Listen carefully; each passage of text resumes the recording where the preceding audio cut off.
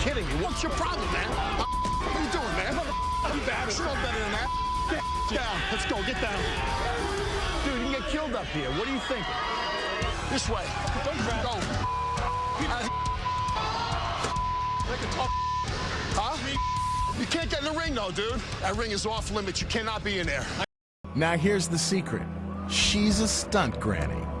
First time I ever witnessed a fan interjecting into a match was way back in May of 2002. 11-year-old me had sat down to watch a rerun of Monday Night Raw, and I was most excited to see two of my absolute all-time favourites in Rob Van Dam and Eddie Guerrero face off in an Intercontinental Championship ladder match. My excitement had reached fever pitch as the bout between these two iconic figures was continuing to more than live up to my young-minded expectations.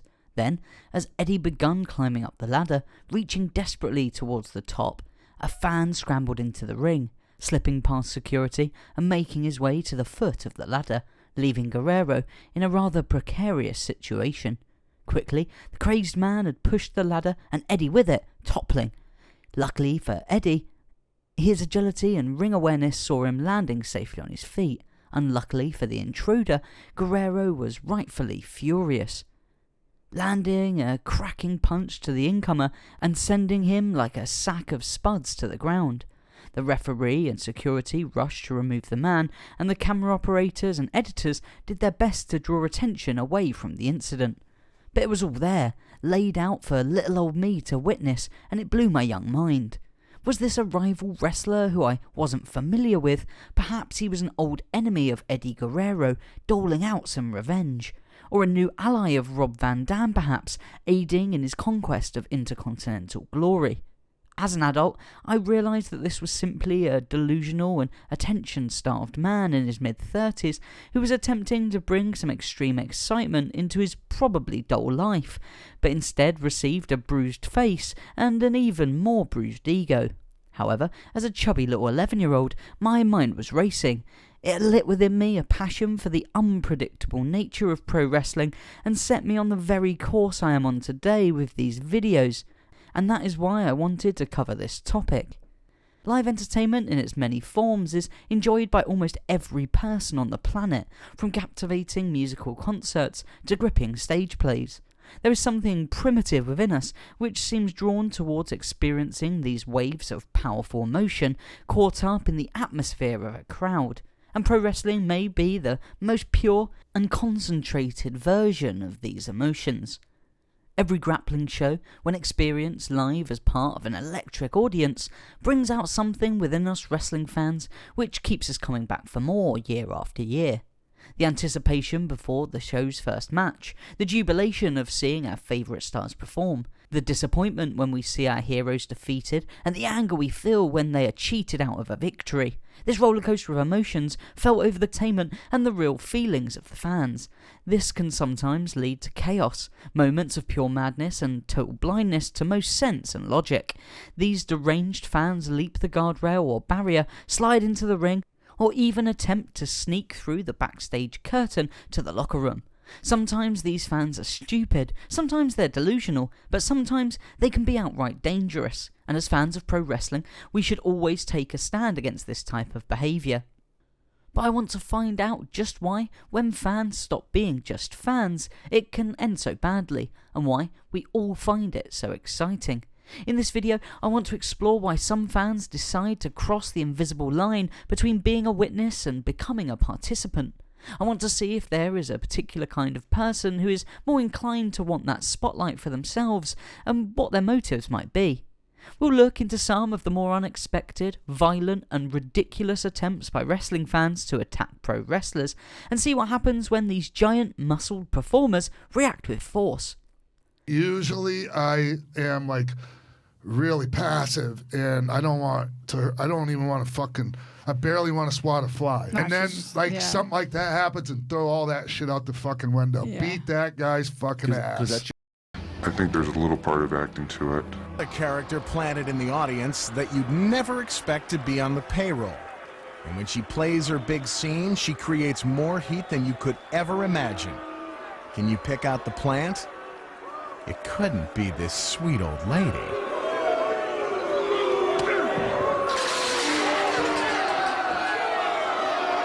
How's that for pile-driving, Miss Daisy? But first, I want to get a particular type of fan attack out of the way, so we can focus on the real stuff. Because we all know, in the wonderful world of professional wrestling, most times things aren't always quite what they seem. In the very early years of wrestling, following the First World War, touring athletes would take part in carnival exhibition matches, often going face to face with a local competitor in a real fight. Someone who would be picked out of the crowd for being particularly rowdy. However, shrewd wrestling promoters soon realised that they could bring two wrestlers to the show, have one in ring gear ready to take on all comers, and the second wrestler waiting in the crowd, shouting profanity and appearing drunk throughout the matches. Conveniently, when it came time for the wrestling promoter to pick a new combatant to grapple with his prize fighter, the second wrestler from the crowd would be picked. This would ensure the safety of the performers, removing any chance that a random audience member might legitimately injure them. It also gave way to the era of predetermined bouts, which would be arranged before fans even begun showing up to the tent or field for the wrestling. In the modern day, these predetermined members of the audience are often referred to as plants. The seeds of their actions being sown by the promoter before the event, ready for them to flower later on. When a wrestler is thrown forcefully by his opponent over the barricade and into the fans, oftentimes some of those fans are indeed plants, put there to protect the audience and intervene as first responders if something unplanned happens. Did local law enforcement get called to the wrestling show you attended to arrest a particularly vile or villainous bad guy? Well, you guessed it, those police officers were played by wrestlers and are a different form of plant. A key way to help us decide whether the crowd interaction was pre-planned is by looking at how it is presented to us on television. Did the camera continue to follow the attack from a fan? Did the altercation play out over the course of a few minutes, with security unable to prevent the fan and wrestler coming to blows? Are the announce team talking about the attack? If so, then you can almost certainly guarantee that the actions you are witnessing were scripted by the wrestling company to play out just as you're seeing them. Why would they want to keep filming if a genuine fan attack was happening? 1. It gives the spotlight to a person who is clearly trying to draw attention away from the pro wrestling shows fans have paid to see. 2. It encourages others who have a similar desire for the spotlight to copy the actions of those they see getting screen time on television. 3. If the fan does indeed manage to punch or grab a wrestler and tackle them to the ground or worst injure them, then it makes the legitimacy of the pro athlete get called into question. Why couldn't this man who claims to be the best fighter in the world defend himself against a fat slob from the crowd? And 4. What if the wrestler does indeed defend themselves? What legal ramifications could present themselves if the wrestler was seen to be responding with too much aggression, and they destroy the fan physically? That doesn't look good on anyone. No, much better to take the camera's focus away from any real crowd interaction and allow time for the incident to be dealt with whilst commentators or event staff attempt to engage the crowd. And now a different type of plant. Throughout the long history of pro wrestling, many performers have started their on-screen careers by pretending to be fans who were later called out from the crowd or burst out through their own free will. The ninth wonder of the world and pioneer of female athletes, Chyna, made her WWF debut as a muscled fan who got involved to strangle the unsuspecting Terry. Who could forget the oh-so-forgettable run of Emma in WWE, who, after a successful spell in NXT, was called up to the main roster with a character who was a super fan of the company. Holding up different Emma-centric placards at each event helped her get noticed by fans and commentators alike. However, this somewhat clever routine eventually fizzled out and proved less Emma-taining than it had initially looked. Rosa Mendes started as a mega fan for female wrestler Beth Phoenix, standing in the audience in support of her favourite wrestler, until she was eventually taken under the tutelage of her hero on her way to her own wrestling career. Perhaps Beth was feeling charitable to the young Mendes as she herself started her on-screen career with WWE as a fan in the crowd, interjecting in a match where she attacked Mickie James and begun what turned out to be a short-lived rivalry. Pie-faced a fan? Did he really just pie-face a fan? So, when might a plant in the modern day be used effectively in a pro wrestling story? I can think of no greater example than that of the Milan Miracle. On getting the call to the main roster, Santino Marella said, "It was nuts. I was in OVW and I was this Russian character and I was driving to a live event and my phone rings and it's Mike Bucci. He's like, 'Boris, you're really Italian, right?' I go, yeah.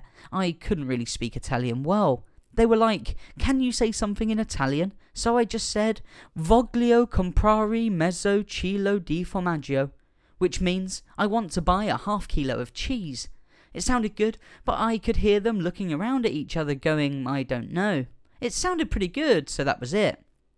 This twist of luck would prove to be the defining moment in the young wrestler's career, as on the 16th of April 2007, Santino Marella was born and exploded onto the WWE scene as the Milan Miracle made one of the greatest debuts in the company's history. Next day they fly me out. I got the phone call Friday, flew out Saturday, landed Sunday and debuted Monday. So it was like a crazy whirlwind of what just happened here, and I didn't even believe it right up until it happened, because I'm thinking I didn't want to almost believe it, and something changes last minute, but yeah, it happened and that was it. Vince, with a snarling Umaga at his side, announced on the microphone that he would be electing a member of the audience to prove their bravery and step into the ring against his monstrous henchman for the Intercontinental title. The show started and my segment was either the first or the second, I don't remember exactly. Either way, Vince McMahon's music sounded in the arena and fans rushed to the barricade at the speed of light. I was lost in the crowd. I had 6 or 7 people in front of me, so I thought I had missed my chance. Fortunately, the situation quickly settled down and I was able to highlight myself. As Marella jumped the guardrail, the Italian home crowd couldn't have been more supportive. He got in the ring and announced his name and hometown, both declarations drawing rapturous reception from his countrymen in the audience. Powered through pure adrenaline and joy, Santino removes his shirt and we see that he isn't merely some bum from the crowd. But with his bulging biceps and full back tiger tattoo, this guy looks the real deal, regardless of what Vince might say about his shoes. Caught up in the emotion of the moment, it was so easy at the time to ignore the fact that all of this moment was scripted. I fell deep into the belief that Santino Marella was indeed just a local fan, and he was about to live out his dream. Oh, how naive I must have been back then. Looking back at the time, as soon as Santino rushes forward and begins to attack Umaga, the illusion was completely broken. Anyone who had ever seen a pro wrestler throw a fake punch knows exactly what that technique looks like, and this was it. A few swift kicks later and I knew that it was fake. However, Santino played the role so perfectly, the emotion on his face was so real, that I just didn't care. Still to this day, as we see Umaga destroy Santino in the ring, it still fills me with anger. I feel like I'm sitting in that Italian crowd shaking my fist and yelling alongside those angry fans that day. Then, Bobby Lashley makes his way out and lays waste to Umaga, pulling Santino across the ring for the pin, and a new Intercontinental Champion is crowned on his debut, in front of his home crowd. It really doesn't get much better than that. Marella cries tears of joy and looks an impressive figure as he celebrates his dreams coming true to the beloved applause of the fans. It's obviously scripted. It's probably the most pro-wrestling-y thing that's ever happened, but I don't care. I love it. The downside to this Milan Miracle is that in many of these crazed fans' minds who want to jump the barrier and make a name for themselves get confused. They believe that they can be just like Santino, that they may experience their very own miracle, but of course that isn't how any of this works. Nowadays, we're all aware that pro wrestling is scripted. We know that the fan in the audience is most likely a wrestler in training and not in fact a random dad from Ohio. These fake fan attacks can sometimes feel so pre-rehearsed that they become more unbelievable somehow than an undead zombie gravedigger or a worm-eating voodoo monster. Perhaps it's been done one too many times. Perhaps I'm just a cynical old wrestling fan, but for me, these fake fan attacks feel like a remnant of pro wrestling's past, and I'd be happy if they stayed there. But we aren't here to talk about these fan attacks now, are we? The guys things I gotta watch out for. The crowd hates him. Look at this guy. Tonight's gonna get really, really rowdy. Whenever those guys get in the ring, I know I'm gonna have my hands full trying to keep the crowd under control. Good afternoon. So, Monday Night Raw, as you saw, I apologize for my reactions, and I have squashed the beef with Mr. Colby Lopez, aka Seth Rollins. Thank you. And WWE, I apologize for my actions. That delightful young chap is Elias Spencer, and as you heard, he did indeed squash the beef with Colby Lopez, aka Seth Rollins. Well, in his mind he did anyway. Oh, scary last night, huh? Of course, yeah, it's terrifying, brother. See, when young Spencer jumped over the barrier and tackled the WWE superstar to the ground following a match between Seth Rollins and Finn Balor on Raw, he did so with the belief that he and Seth Rollins were involved in a long-running argument on social media. So, as any sane and logical person would do after having a heated disagreement on Twitter, Elias bought a ticket for Monday Night Raw and made his way to the Barclays Center in Brooklyn, New York. With fire in his blood, he sat patiently while Seth Rollins and Finn Balor entertained the crowd. Then, when the time was right, and with the most sensible decision this young man could have possibly made, he pounced, using his agility and sheer power to tackle the unsuspecting Seth and take him to the ground where he belongs, showing every wrestling fan around the world who truly was the greater man, and putting a definitive end to his grievances with Rollins. The guy who attacked Seth Rollins got scammed and catfished by a fake Seth Rollins account. Welp. Oh, so maybe Elias should have thought this all through a bit more. You see, not only is jumping the barricade and interfering in any form of live entertainment stupid and selfish, Elias did so under complete false pretenses. He was pulled away by security. WWE takes the safety of its performers very seriously after all. Kicked and dragged and handed over to the New York City Police, with WWE adding that he will be prosecuted to the fullest extent of the law. All because he didn't think any of this through. He was messaging a person who was pretending to be Seth Rollins on social media. For a start, that's weird. 1. Stop harassing celebrities on social media. 2. Why would someone as busy as Seth freaking Rollins have any time to deal with a silly argument with a fan online like this? Think about it. Did Elias not check the page and see it was clearly a fake social media account he was interacting with? Clearly not. He ended up in a headlock, and Seth Rollins looked completely unscathed from the incident, at least physically. When Seth spoke out and explained his feelings on the situation, I found myself in complete agreement with the man. I can completely see how he feels and empathise with what a nightmare scenario it could have turned into. However, some old school wrestlers think that pro wrestlers should always be physically imposing over fans, easily able to fend off 2 or 3 in a barroom brawl or scuffle in a hotel corridor, just like the barbarous days they witnessed back in their heyday.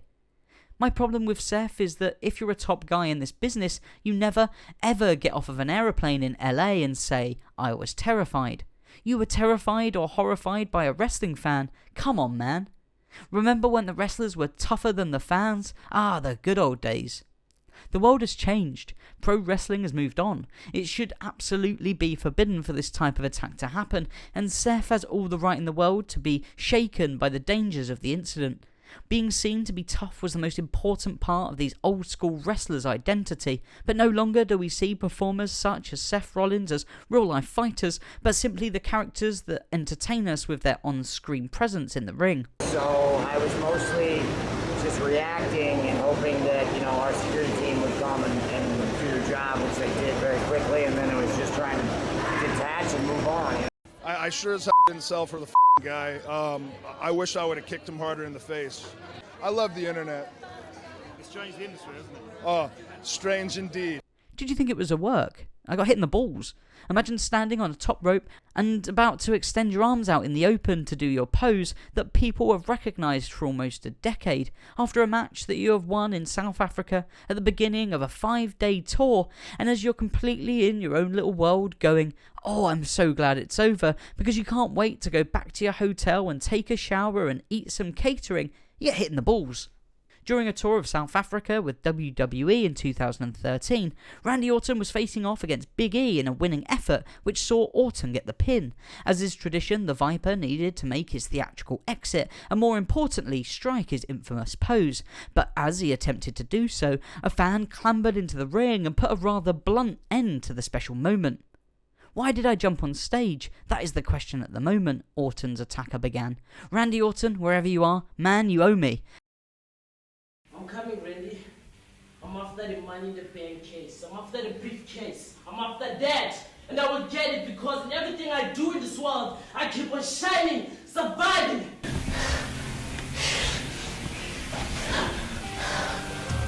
A 20-year-old local by the name of Shepo Sakabi was a local wrestler who regularly performed in Cape Town at the time. His profession as a wrestler threw into question whether the entire ordeal was in fact part of the show. One fan who was in attendance wrote, "I was at the Cape Town event last night. The incident with the fan and Randy Orton may be a work. The fan is a local wrestler called the Blacksmith. He trains regularly 4 or 5 days a week at the gym where I am a manager." Shepo said after the event, "I just don't like Randy Orton. This was an opportunity for me, so I got up there and I made a name for myself."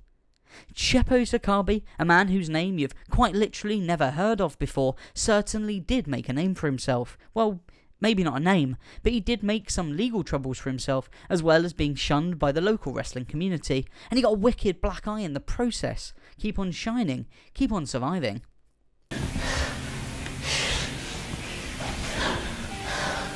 This person I would want to run into is a New Jersey State Trooper. Did you see just that like tackle? that? Oh, and the other guy's knocked down. They're actually hitting harder than the Jets' defense. So why do people, almost always men, feel like jumping from the crowd and attempting to make themselves part of the show is a good idea, when clearly it isn't? To get a better understanding, I wanted to look outside of the realms of the squared circle. Pro wrestling isn't by any means the only form of live entertainment which sees itself having fans go that extra step in order for them to enjoy the show. Think about the last big music concert you went to. If it was an event filled with energetic young people and die-hard fans, then most likely you may have witnessed people climbing up on top of the other members of the audience and crowd surfing their way towards the front, cheering and posturing as they did so. Perhaps at a festival you saw a young woman flashing her boobs to the crowd, and on rare occasions perhaps the camera operator in attendance caught the breasts live to magnify on the big screen. Both of these moments come from people caught up in the atmosphere of the crowd, and for the most part are completely harmless. Nonetheless, both are examples of ways in which people try to get the attention of the crowd away from the performers and onto themselves. But nudity as a way to interrupt a live event is nothing new. In 1974, host David Niven was interrupted by a naked man with a glorious moustache during the Oscars on live television.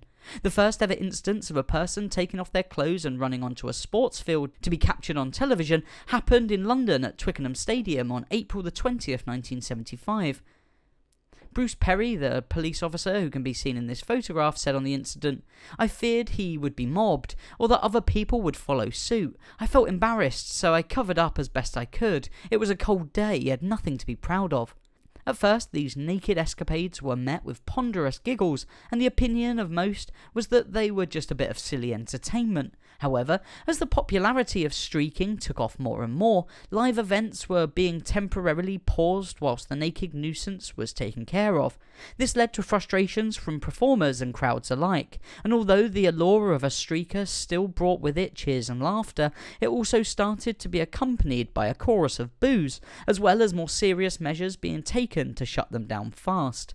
Some athletes and musicians have even gone as far as dealing with the unwanted interruptions themselves, leaving some overexcited fans slammed to the floor and embarrassed in front of the very people they were presumably trying to impress.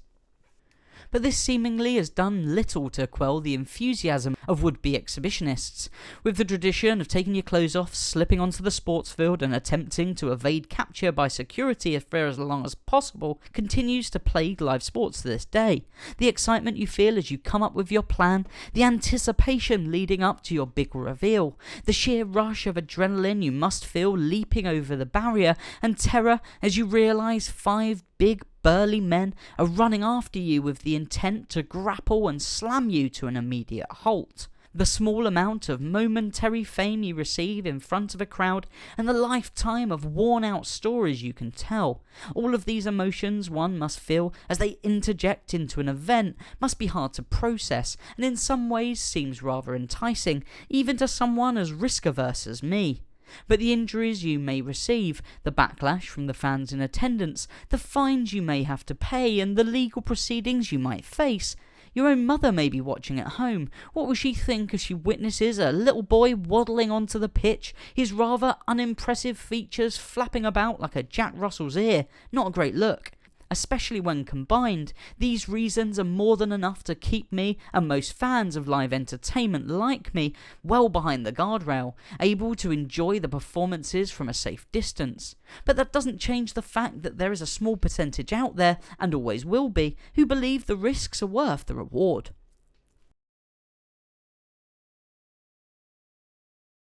Once Hulk Hogan said the training, the prayers, and the vitamins, and all you kids, I did it for the money. Bischoff was on the front line defending A Bash at the Beach in 1996 when Nash and Hall were set to take on Lex Luger, Randy Savage and Sting. The outsiders were at a numbers disadvantage and promised to reveal the third man of their trio. In one of the most shocking and memorable moments in all of pro wrestling history, they teamed with Hulk Hogan and formed the formidable faction, the New World Order. The newly formed trio defeated the good guys when Hogan landed a leg drop on Randy Savage and covered him with what many considered to be an incredibly disrespectful manner. I did everything for the kids, and the reception I got when I came out here, you fans can stick it, brother. This from the man who's soon to be seen portraying Santa at Christmas time. Now he spray paints, spits, defiles, and beats up anyone in his path. The leg drop stayed as part of Hogan's finish to matches throughout his entire career. Dropped the leg 1,000 times. But that night at Bash at the Beach in 1996, the leg drop signified more than just a victory for the Hulkster over Randy Savage. As his leg landed on the Macho Man's chest, it ushered in a new age for the entire pro wrestling industry. After all, he and his big boot were there at the time. He said, "Me and Hulk are on one side. He probably thinks security's going to stop him, so he can tell all his buddies, 'Well, I tried to, man. No, man, security didn't get you. You're in the ring. Now what you gonna do?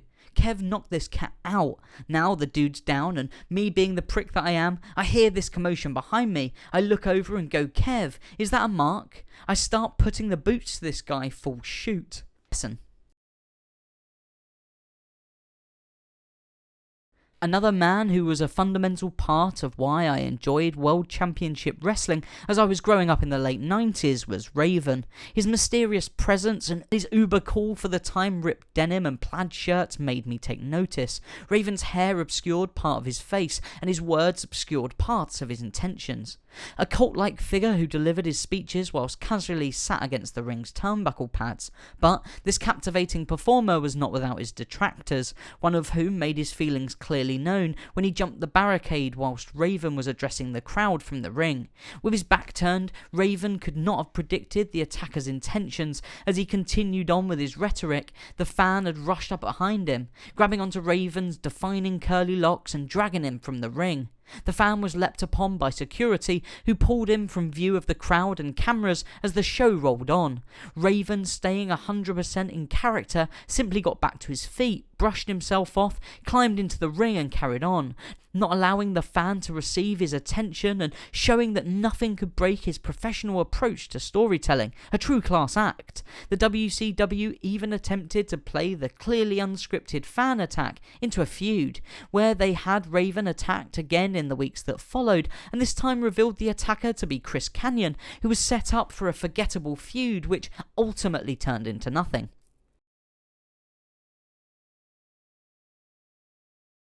Not all attacks which happen from the crowd are attempted with a punch or a kick. Some crafty bastards with a keen eye and a good arm are able to act like a medieval trebuchet and bombard the performers in the ring with projectiles. Scott Hall once got hit cleanly in the head with what we'd all like to hope was a drink, but many have speculated may have been a cup of urine. During the No Way Out pay-per-view in 2001, following the finish to a wicked Stone Cold and Triple H 3 stages of hell match, both men were understandably exhausted, slumped in a pile on the canvas. Traditionally, Stone Cold would be thrown a beer following his matches, so he could crack a cold one and pose for the crowd, and I was laying there selling. That son of a bitch hit me right dead square in the forehead. Extreme Championship Wrestling was just that. The presentation of the show, the wrestlers and the fans themselves all lived up to the company's name. We're all familiar with the idea that a pro wrestler may grab a drink or a chair from the crowd and use it as a weapon during the match. However, just like everything else, ECW took this idea a few steps further, with wrestlers asking the crowd to bring items from home to upcoming events to be used within a match. A cheese grater there, a foam finger here. You get the idea. At Hardcore Heaven in 1994, during a match which featured industry legends Mick Foley and Terry Funk, in August of 2015, during a street fight match in Victoria, British Columbia, Canada, Roman Reigns and Bray Wyatt were facing off when a member of the audience threw a replica Money in the Bank briefcase into the air, clipping Reigns on the back of his head. This man is a unit, a physical specimen, but still the blow took Reigns by surprise as he had his back turned to his attacker. He needed to recover and slumped down in the corner of the ring for a few minutes. After the incident, Reigns said, "I was confused at first. I thought Bray hit me in the head with the kendo stick, so immediately I was like, oh man, you're about to get it, brother. You're about to get your butt whooped. But then I looked down and I could see the briefcase, so then I'm trying to piece this thing together. If you see the video, you see me stand up to where I kinda got a little hot. Once I was able to process the situation in a matter of seconds, I knew what needed to be done, and our security team took care of it." The crowd were loudly chanting for security to kick him out, with all in agreement that what he had done was a step too far. One of those boxes hitting you at speed, spinning and catching you on the corner, that could cause an injury. And they're expensive replicas for what they are. Why would someone go onto the WWE shop, buy one, wait for it to be delivered, take it to a show and then throw it? When you lay out that course of events, it gives us an insight into the small mind of this person. Unthinking and rather selfish, reports say that security did indeed take action and pull the man, in a rather forceful manner, away from his chair so that the wrestling match could continue. Roman Reigns said, "It was just a bad choice by a 31-year-old man, throwing briefcases at entertainers while they're busting their butts for you. Everyone was on top of it. He was escorted out briefly after, and luckily for me, the briefcase was plastic, so it didn't hurt, but it's scary. What if it was something that could have hurt me, hit me in the eye?"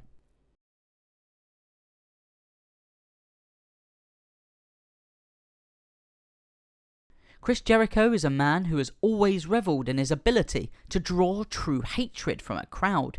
His underhanded tactics, smarmy personality and ego have always rubbed fans the wrong way, leading to Le Champion having a career filled with engrossing and memorable runs as a villain. As a man who has never shielded away from the abuse he received from fans, he has at the same time been involved in his fair share of incidents which in many opinions went too far.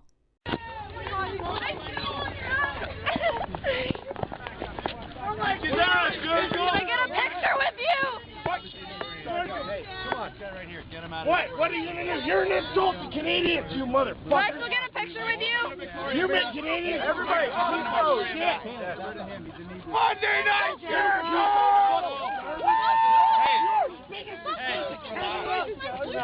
Hey, can I get a picture with you? Can I please get a picture with you? Can I just get a picture with you?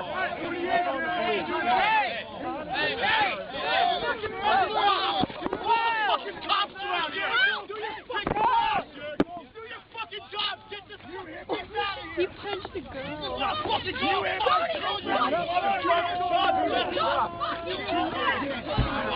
didn't know he was really an asshole.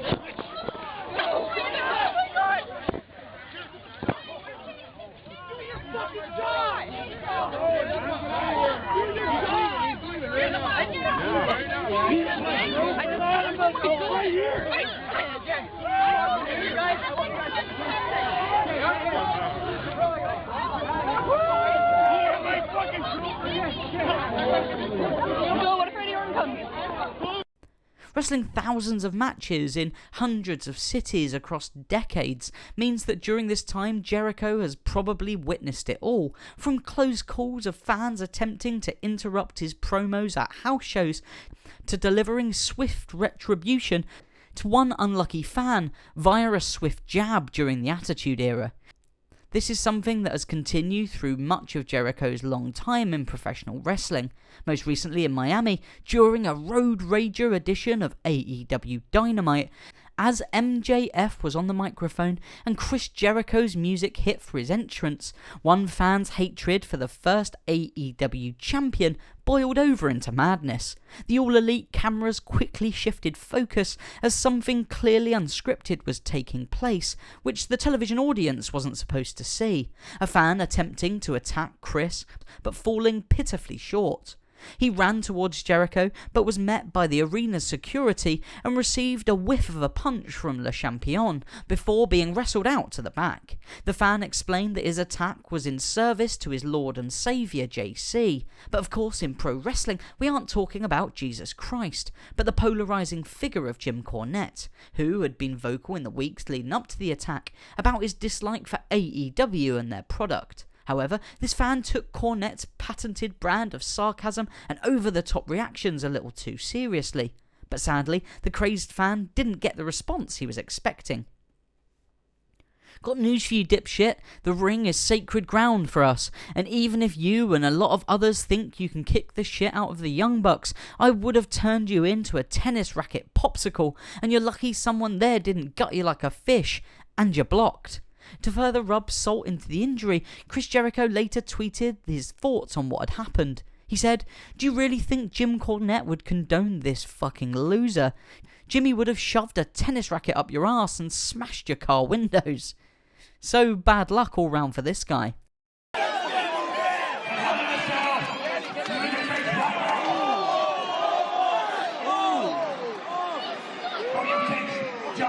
CM Punk is currently enjoying a run as one of AEW's top stars after successfully returning to the ring after a decade-long absence. Through the independent wrestling scene and on to becoming integral during Ring of Honor's golden era, CM Punk exploded into the mainstream conscious when he signed a contract with the industry's biggest brand, WWE.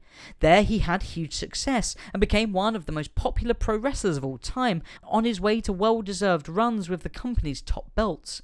With the CM Punk character, and to an extent the man behind the persona, has always come a brash confidence and a singular focus, which has proven to the dislike of some fans. This animosity from some portion of the audience, paired with his veteran status in the industry, means that CM Punk has always held a certain level of distance with fans. Yes, you'd see him at meet and greets and mixing up with people on social media, but there's always been a certain cold side to the performer. Never has this been more evident than in 2012 on Monday Night Raw. Following a match against Ryback in October, CM Punk was left being scolded by Vince McMahon in the ring as the WWE champion made his exit through the hordes of excitable Californian fans. Unfortunately, on the independent leagues a lot, fans would run into the ring, and it actually happens more often than you think in wrestling. Fans tend to think they're part of the show and jump into the ring. I'd say I won my fair share of those. Oh, so you're allowed to fight the fans if you're a wrestler. Like, unlike the NBA, when they come in there, you get to take them out. You're like the Jermaine O'Neal of wrestling over there. You got to defend yourself, you know what I mean? I agree. Taking out fans. How many? Give us a number. Number of fans you've taken out in your life. Oh, man. This is a lifetime ago. And I used to hear stories from the legends in wrestling like Terry Funk and Roddy Piper about how they would get fans so mad that they would rush the ring, and old school wrestlers would get their car set on fire, they would get stabbed and various things. So early in my career, I'm talking like 2000, 2002, that was actually a goal of mine, was to try to get stabbed. Try to wind somebody up so much that they stabbed me. And I never made it that far, but plenty of people would rush the ring. And the only way to get in the ring normally is you go in head first, and it's the easiest thing to do is just soccer kick them in the head. You love it too. And then normally that deters anybody else from trying to jump into the ring. But I don't condone doing that. I think the whole situation sucks. It's an unfortunate and isolated incident. I was up in the stands surrounded. Somebody said, let's push him down the stairs. I got hit in the ribs 3 times. I was getting shoved and I was getting punched. Then I started getting tagged in the back of the head. Unfortunately, I lashed out in the heat of the moment and I apologise. I'm really just glad nobody was hurt. A WWE statement on the incident read, during last night's Raw televised event, WWE superstar CM Punk exited the ring into the stands as part of the show. WWE security was unfortunately not in an appropriate place at the time. Given CM Punk's persona as a bad guy, I tracked him down outside security after the show. Next thing you know, he comes at me, pops me, and my glasses go flying and I go down to the ground. Watch closely now. You can see some fans heckling the super. Touch him at all? No, not at all. Aren't really alike, but honestly, the first thing that popped into my mind is when Dimebag Darrell got shot on stage. What if that dude had a knife? What if that dude had a gun? We don't know, and it sucks that anybody would want to do that. Security, to me, isn't at fault, because if somebody wants to do something that's stupid, chances are, if they're that methodical about it, they're going to get it done. It sucks that, as performers, that it's still one of the things we have to worry about, instead of just trying to entertain everybody. You want to work out with me? Take your clothes off and lay on that bench. Scott Steiner is a man who has suffered his fair share of controversies. Over such a long career from WCW, WWE and Impact Wrestling, Steiner has been around such a vast time that his outspoken persona and enormous ego have sporadically gotten him into trouble with wrestling fans and promoters alike. He was even banned from attending WrestleMania one year after a heated altercation with Hulk Hogan where Big Papa Pump threatened the Hulkster's life. During a more recent match for the promotion TMW, Scott came out of the ring in an even more volatile mood than normal. After a fan at the barricade shouted in his ear, Steiner snapped and turned around to confront the loud audience member. Showing that it was all in good fun, the crowd member smiles and shouts some more, getting into the atmosphere expected from such a wrestling event, but for some reason, Steiner didn't want to hear it, pushing the fan hard in the face and away from the barricade. The bald guy standing next to them is seemingly the most affected, his large "whoa", a perfect summation of how most of us wrestling fans feel watching this footage. Steiner is a true veteran of the industry. Regardless of what you think of him personally, the man has had a career in pro wrestling most performers could only dream about. So, to that point, he should have the ability to better control his emotions. He's been in this situation countless times, as have many pro wrestlers with such long careers, and you don't see those pushing fans. So why did this one fan push Steiner over the limit? Or was it something else which triggered Steiner's actions and he was simply taking out frustration on the unfortunate fan? He made his way into the ring, clearly in a miserable mood, shouting into the microphone about hating this particular version of his theme song and then throwing his mouthpiece onto the ground. Another man who has made a career from antagonising the crowd is Bubba Ray Dudley, a man who many pro wrestlers consider to be the best at drawing hatred from an audience through his degrading put-downs and clever comebacks to fan chants. So good at making wrestling crowds angry is Bubba Ray that on several occasions the animosity has boiled over and become physical. At Heatwave, the Dudley Boys were possibly the most hated tag team on the planet, as they made their way to the ring with the ECW tag titles around their waist. The fans felt nothing short of hatred towards the pairing. Bubba Ray, with microphone in hand, used it more like a conductor's wand. He called a woman a skankosaurus, which always gets a laugh from me. He starts to run down the local area and gets in a few verbal shots on a man in the crowd with a bright Hawaiian shirt. The fans are rabid, and Bubba Ray could feel that things were going to another level. Leaving the ring to get in the face of some fans resulted in foul language being shouted back and forth. But when Bubba Ray grabbed a drink and threw it in a man's face, it looked as if the Dudley Boys could soon be evading a full-blown riot. Without fear, Bubba Ray continued to rile up the crowd, daring some of the bigger audience members to come and take their shot. Luckily, the match got underway soon after, and ECW managed to push the crowd to the limit without having several casualties to contend with. More recently, Bubba Ray was grabbed and punched by a fan leaning over the barricade, leading to security and arena staff intervening as the wrestler proved more calm than in his earlier days, which, for all concerned, is probably for the best. So, taking into account the fact that Bret is a man who has survived cancer twice and is in his 60s, is a beloved part of so many people's childhoods and an iconic part of pro wrestling's history, you'd think he would get the respect that his long career deserves. Which he does. Until, well, he doesn't. Following the death of longtime friend and former tag team partner Jim Neidhart, it was announced that both the Anvil and the Hitman would be inducted into the WWF Hall of Fame as the Hart Foundation. So, in 2019, the night before WrestleMania 35, the wrestling world was in a jubilant mood, as it usually is when the traditional Hall of Fame ceremony rolls around, a night reserved for those whom WWE feel is fitting as a true legend of the industry, a moment for fans and fellow wrestlers alike to pay respect to the hard work and dedication shown by some of pro wrestling's most notable names. At the Barclays Center in New York, as Bret made his way out in front of the crowd and stepped between the ropes, he was positively gleaming with pride. With Natty Neidhart at his side to remember her father, it was a truly special moment, and one which felt all the more emotionally taut, considering Bret's past with WWE and Vince McMahon. However, in one of the most pointless and sickening moments in recent wrestling memory, the joyful atmosphere was quickly turned to shock and then rage, as a pathetic man-child dressed in Rastafarian hat and fake dreadlocks rushed the ring, grabbing onto Bret and forcing him to the ground. The entire event came to a screeching halt because this disgusting excuse for a human being decided that he was more important and that he needed the attention more than the men who all the fans had actually paid to see. It makes my blood boil. It makes me think less about the human race as a whole, knowing that idiots like this are a part of it. That is why what happened next feels so satisfying. Now, I know that violence is never the answer. I have been a lifelong fan of pro wrestling, but in real life I would consider myself somewhat of a pacifist.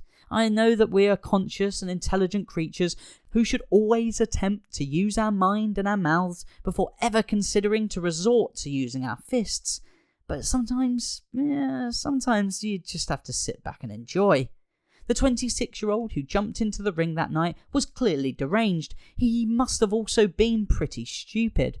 He attacked a man in his 60s as he was talking about the death of a close friend, surrounded by thousands of fans who were all there to support Bret. But more importantly, the Hitman was surrounded on all sides by thick hunky security bros and a horde of pro wrestlers who were just chomping at the bit to get their hands on him. But even more importantly, Travis Brown, a trained killer and ex-UFC fighter, was standing right there. What happened next went just about as bad as it is possible to go for the young interrupter. Punches and kicks came from all sides as the men surrounding the ring sprang into action, continued to lay off the smackdown as he was dragged through the arena. The crowning moment was when the man who was formerly known as Dash Wilder landed what can only be described as a well-deserved cheap shot, causing him to go limp as he was carried away. It's so disgusting to attack someone when they aren't looking. You never like to see someone get knocked out. It's barbaric. Alright, we'll just watch it one more time. An over-exuberant fan surpassed our security at ringside and made his way briefly into the ring. The individual has been turned over to the proper authorities, WWE's statement said. The New York police took the 26-year-old into custody, where he was charged with 2 counts of third-degree assault and 1 count of criminal mischief. Bret, always the professional, finished his speech. He then released a statement explaining how he was disappointed in the way in which things played out, but that he suffered no injury during the altercation. Jesus Alfonso Huerta Escoboza started his wrestling journey in Sonora, Mexico, in 1987, and the desire and passion which he showed as a young man when he first stepped into a lucha libre ring continued to burn within him until his very last days.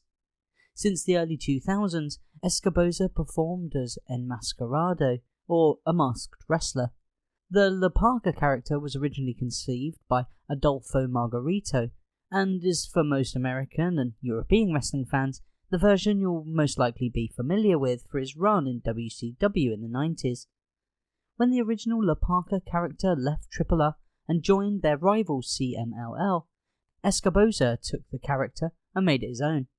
Following a lengthy legal battle and a match at Triple Mania, Escoboza won the rights to fight under his now iconic skeleton mask under the now infamous name of La Parka.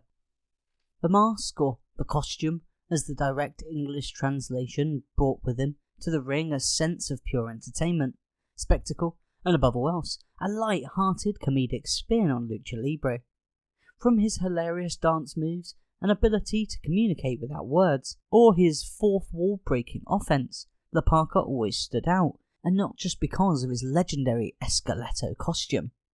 Loved by so many wrestling fans in Mexico and around the world, Escoboza would go on to wear the La Parka costume for more than 20 years, in which time he would go on to achieve victories in both the Triple Mania and Antonio Pena Cup, as well as being crowned the King of Kings by Lucha Libre AAA Worldwide. One of the fundamental parts of La Parka's character derives from the mystery of his mask. A hidden identity is something to be respected in the world of Lucha Libre, and an enmascarada must always protect their face with their mask. It is expected that any performer with an ounce of dignity would also respect the masked luchador's desire to remain anonymous, and should never resort to pulling or attempting to remove said mask. So, when during a match La Parka felt his face covering being tugged from behind, he did what was necessary to maintain his anonymity, turning and delivering a swift punch to the man who was foolish enough to attempt to break this sacred Mexican tradition. However, it was not one of his opponents in the match which had pulled on La Parka's mask, but instead a rather dim-witted fan, who had completely overstepped the invisible boundary between the performers and the crowd, and in his attempt to interject himself into the match in the most disrespectful way possible, had put himself into a position of real danger. Perhaps this was not in fact a lucha fan, but someone who was tagging along with his friends and maybe consumed one too many Coronas. It could have been his first show perhaps, or maybe he was simply an idiot. Whatever drove this man to such a reckless act in front of a crowd full of lucha fans is beyond me. What I do know, however, is that in one moment this fan decided that he wanted to go home with a precious souvenir from the event, and instead went home with a black eye and his tail tucked firmly between his legs. This would not prove to be the darkest moment of La Parka's career, as the fairy tale story, as you have probably worked out from its inclusion in this video, came to a horrific and terrible end.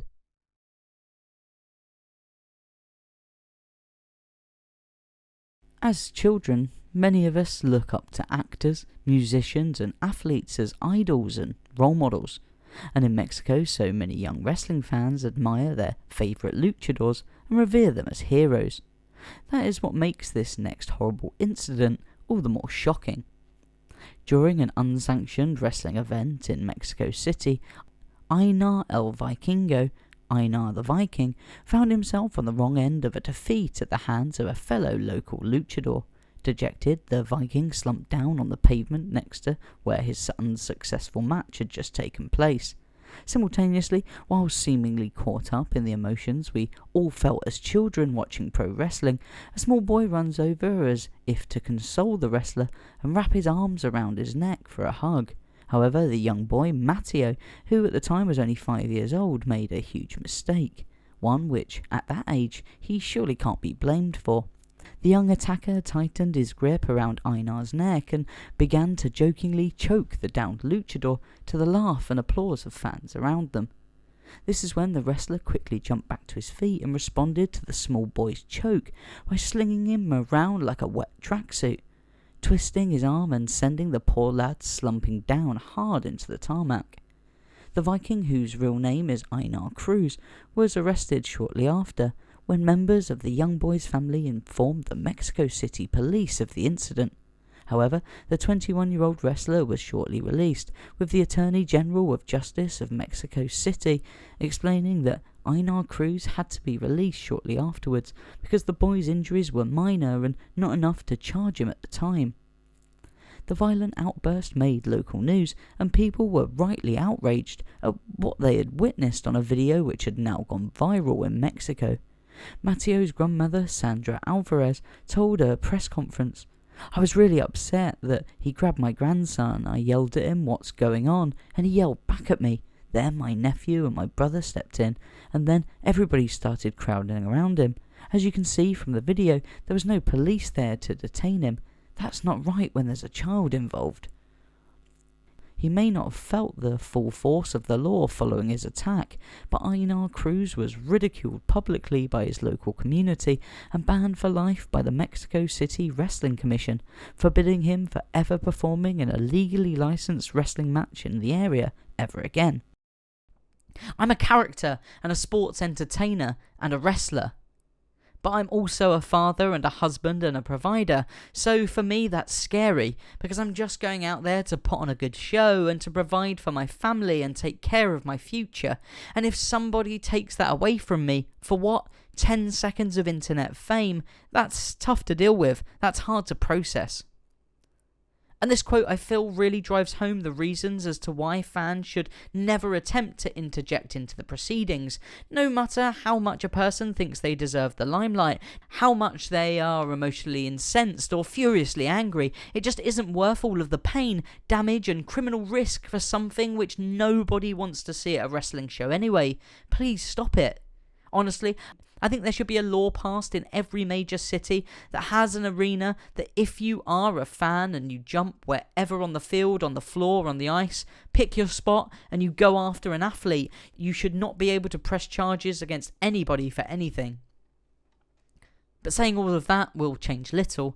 There will always be that one idiot who is out to spoil the fun for everyone else. So, as we have so small sense of power to affect any real change, we must make sure to promise ourselves that collectively as a wrestling community, and singularly as a wrestling fan, you'll never personally attempt to jump the barrier at a wrestling show, and in the meantime, we can always enjoy the videos of security dealing out a smackdown of their own to anyone still dumb enough to try it.